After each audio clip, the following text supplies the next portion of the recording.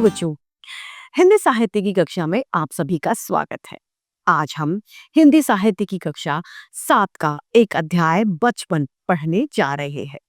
हिंदी साहित्य हमें सिर्फ बोलना ही नहीं सिखाता, अपितु जीवन जीने की कला और उनके महत्वों, उनके मूल्यों से भी अवगत कराता है। तो आइए इस अध्याय को हम प्रारंभ करते हैं। ये है हमारा अध्याय 18 बचपन। पाठ परिचय पढ़ेंगे। पाठ परिचय में जानेंगे कि आज की पीढ़ी का जीवन बहुत मायने में पुरानी पीढ़ी से बिल्कुल अलग है। पुराने समय में बच्चों को किस प्रकार अनुशासित किया जाता था, लेखिका ने यह स्पष्ट करने के साथ ही अपने बचपन की कई मजेदार बातों का भी जिक्र इसमें इस अध्याय में किया है। आइए पढ़ते हैं। मैं तुम्हें अपने बचपन की ओर ले जाऊंगी। मैं तुमसे कुछ इतनी बड़ी हूं कि तुम्हारी दादी भी हो सकती हूँ, नानी भी हो सकती हूँ, या बुआ या बड़ी मौसी भी। परिवार में मुझे सभी लोग जीजी कहकर पुकारते हैं, यानी इन्हें इनकी उम्र ज्यादा है, इन्हें जीजी कहकर पुकारते हैं। हाँ माँ, मैं इन दिनों कुछ बड़ा बड़ा यानी उम्र में सयाना महसूस करने लगी हूँ। शायद इसीलिए कि पिछली शताब्दी में पैदा हुई थी, यानी पिछले 100 साल में मैं पैदा हुई थी। मेरे पहनने ओढ़ने में भी काफी बदलाव आए हैं। पहले मैं रंग बिरंगे कपड़े पहनती थी, नीला, जामुनी, ग्रे, काला, चॉकलेटी, यानी इन सभी कलर के वो कपड़े, रंगीन कपड़े पहनती थी। अब मन कुछ ऐसा करता है कि सफेद पहनो, गहरे नहीं हल्के रंग पहनो।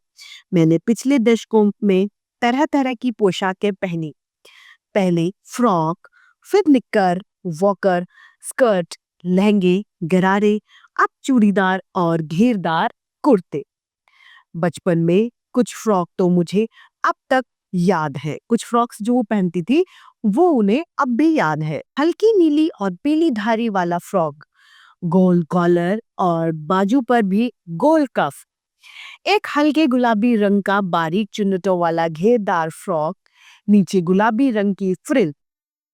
उन दिनों फ्रॉक के ऊपर की जेब में रुमाल और बालों में इतराने इतराने रंग बिरंगे रिबन का चलन था, यानी बालों में रिबन लगाया जाता था।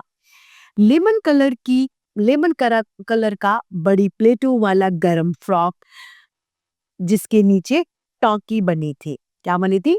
टांकी बनी थी। दो ट्यूनिक भी याद है, एक चॉकलेटी रंग का और अंदर की कोटी प्याजी रंग की थी, दूसरा ग्रे और उसका अंदर उसके साथ में सफेद कोटी थी। मुझे अपने मोजे और टॉकीज भी याद है। बचपन में हमें अपने मोजे खुद धोने पड़ते थे। वे नौकर या नौकरानी को नहीं दिए जाते थे। इनकी सख्त मनाही थी, मतलब नौकर नौकरानी मोजे नहीं, सॉक्स नहीं धोते थे। हम बच्चे इतवार यानी संडे की सुबह इसी में लगते थे। धो लेने के बाद अपने अपने जूते पॉलिश करके चमकाते थे।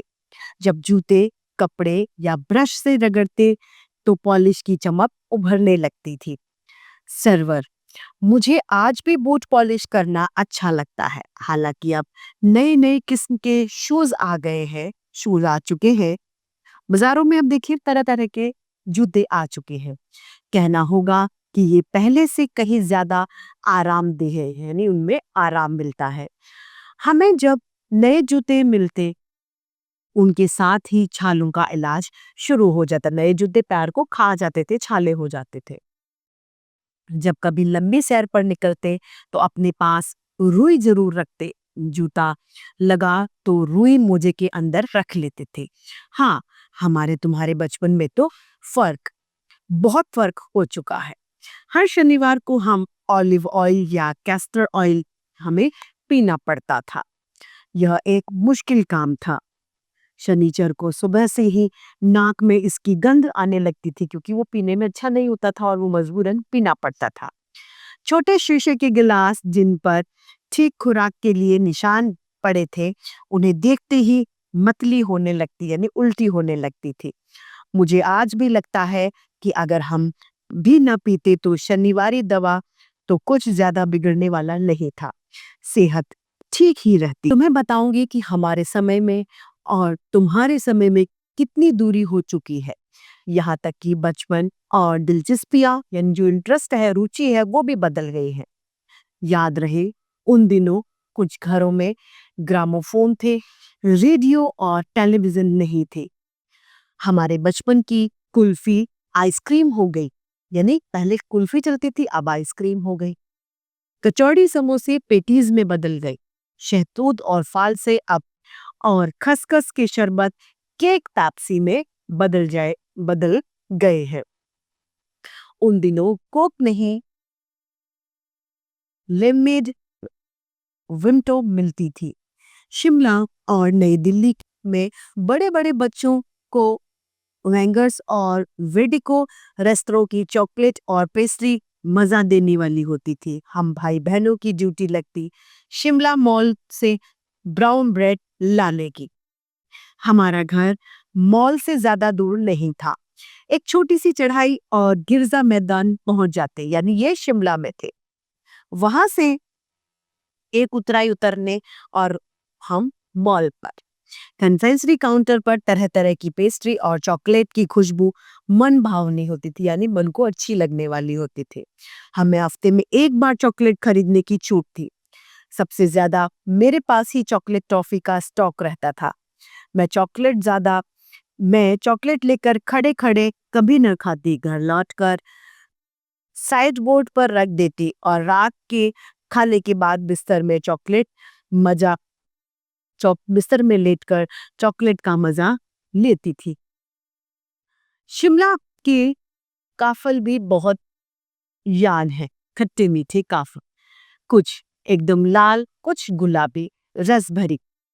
कम कसमल सोचकर ही मुंह में पानी भर आता। चेस्टन एक और गजब की चीज, आग पर भुने जाते और छिलके उतारकर मुंह में खाए जाते। चने जोर गरम और अनारदाने का चूरन। हाँ, चने जोर गरम की पुड़िया जो तब थी वह अब भी नजर आती है। पुराने कागजों से बनाई हुई यह पुड़िया में निरा हाथ का कमाल है। नीचे से तिरछी लपेटते हुए ऊपर से इतनी चौड़ी कि चने आसानी से हथेली पर पहुंच जाए। एक वक्त था जब फिल्म का गाना चना जोर गरम बाबू में लाया मजेदार चना जोर गरम उन दिनों स्कूल के हर बच्चे को आता था। कुछ बच्चे पुड़िया पर तेज मामला कुछ बच्चे पुड़िया पर तेज मसाला बुरकाते, यानी तेज मसाला डलवाते थे। पूरा गिरजा मैदान घूमने तक यहाँ एक पुड़िया चलती थी, इतना तेज था। एक एक चना पापड़ी मुंह में डालते और कदम उठाने में एक खास ही रफ्तार, एक तेजी थी। चुटपन में यानी बचपन में हमने शिमला रिज पर बहुत मजे किए, घोड़ों की सवारी की। शिमला के हर बच्चे को कभी न कभी यह मौका मिल ही जाया करता था। हम जाने क्यों घोड़े को कुछ कमतर करके समझते, उन पर हंसते थे।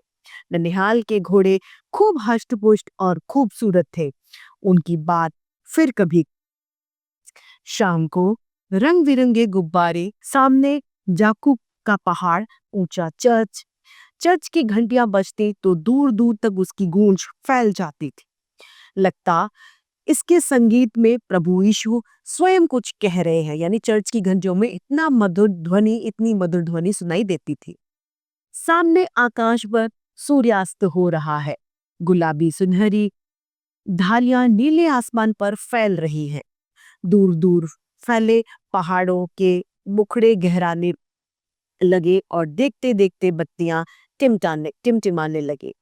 रिज पर की रौनक और माल की दुकानों की चमक के भी क्या कहने। स्कैंडल पॉइंट की भीड़ से उभरता कोलाहल।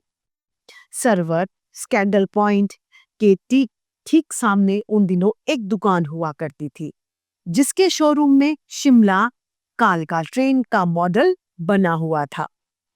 इसकी पटरियां, उस पर खड़ी छोटे छोटे डिब्बे वाली एक ट्रेन थी, यानी उस दुकान पर एक मॉडल बना हुआ था ट्रेन का। एक और लाल टीन पर एक और लाल टीन छत वाला स्टेशन और सामने सिग्नल देता खंबा, थोड़ी थोड़ी दूर पर बनी सुरंगें। पिछली सदी में तेज रफ्तार वाली गाड़ी वही थी। कभी कभी हवाई जहाज भी देखने को मिलते। दिल्ली में जब भी उनकी आवाज आती, बच्चे उन्हें देखकर बाहर दौड़ते। दिखता एक भारी भरकम पक्षी उड़ता हुआ, पंख फैलाकर, ऐसा ही प्रतीत होता था।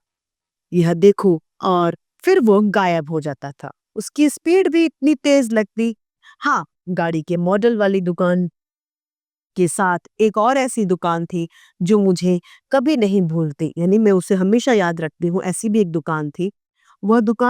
यह दुकान थी जहां मेरा पहला चश्मा बना था। वहां आंखों का डॉक्टर अंग्रेज थे। शुरू शुरू में चश्मा लगाना बड़ा अजीब यानी अटपटा लगा। छोटे बड़े चेहरे की और देखते और कहते, आंखों में कुछ तकलीफ है, इस उम्र में ऐनक, दूध पिया करो। मैं डॉक्टर साहब का कहा दोहरा देती, कुछ देर पहनोगी तो ऐनक उतर जाएगी। वैसे डॉक्टर साहब ने पूरा आश्वासन दिया था, लेकिन चश्मा तो अब तक नहीं उतरा। नंबर बस कम ही होता रहा। मैं अपने आप इसकी जिम्मेवार हूँ। मतलब डॉक्टर ने जो कहा था कि थोड़े दिन पहनोगे तो चश्मा उतर जाएगा, वो बात इनके साथ में सही साबित नहीं हुई। जब आप दिन की रोशनी को छोड़कर रात में टेबल लैंप के सामने काम करेंगी तो इसके अलावा होगा ही क्या, आपका चश्मे का नंबर बढ़ता जाएगा। हाँ, जब पिछली बार मैंने चश्मा लगाया तो मेरे एक चचेरे भाई ने मुझे छेड़ा, देखो देखो कैसी लग रही है। आंख पर चश्मा लगाया ताकि सूझे दूर की। यह नहीं यह नई लड़की को मालूम सूरत बनी लंगूर की। मैं खींच गई, यानी मैं चिढ़ गई, गुस्सा आ गया। मुझ पर यह क्यों दोहराया जा रहा है, पर शेर बुरा न लगा।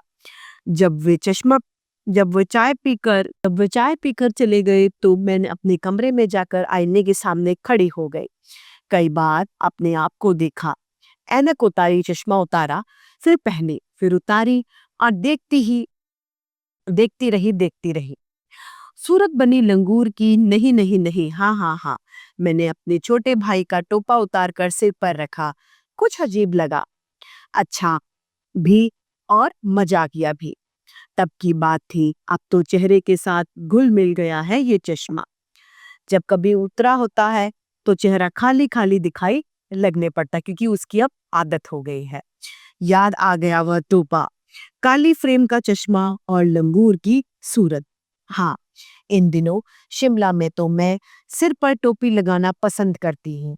मैंने कई रंगों की जमा कर ली हैं, क्या टोपियां। कहा दुपट्टों का ओढ़ना, और कहा सहज सरल सुभिते वाली हिमाचली टोपियां। इस सुंदर से पाठ की रचयिता है कृष्णा सोबाती। तो इसी के साथ आज की हमारे हिंदी साहित्य की कक्षा यही समाप्त होती है। फिर से ऐसे रोचक अध्याय लेके आपके समक्ष प्रस्तुत होंगे। आज के लिए इतना ही। धन्यवाद।